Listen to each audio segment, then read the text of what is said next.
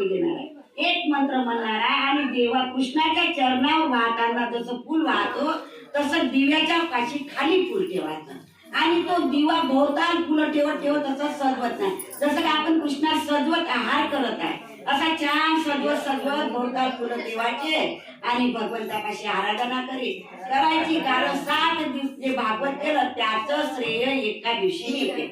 आता 11,108 नावाने मी काय करणार आहे, दीप यज्ञ करणार आहे आणि आपल्याला 1.5 ते 2 तास या यज्ञाला लागणार आहे आणि त्याच्यामुळे तुम्हाला आता शांत बसून कोणी कोणाशी बोलायचं नाही.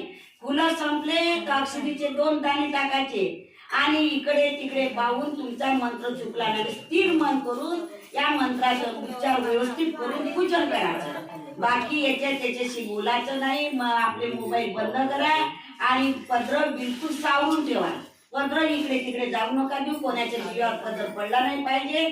साड्या व्यवस्थित बसा, साड्या आवरून आणि व्यवस्थित आपलं दीप यज्ञ झालं पाहिजे. याला दीप यज्ञ म्हणतात, याला होम सुद्धा म्हणतात आणि याला भगवंताची पूजा सुद्धा म्हणतात आणि शेवट म्हणजे नाम यज्ञ म्हणतात.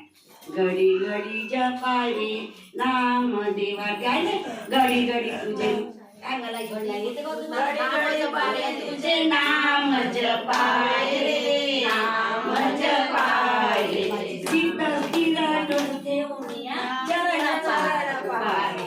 आता आपण मंत्र तुकडोजी महाराज ते आपण म्हणत नाही ना. चित्त स्थिर ठेवून या चरण पहावे रे घडी घडी तुझे नाम जप. आता आपण नाम मी पहिले स्तोत्र वाचतो छोटा, त्याच्यानंतर नाम यज्ञ सुरू आहे.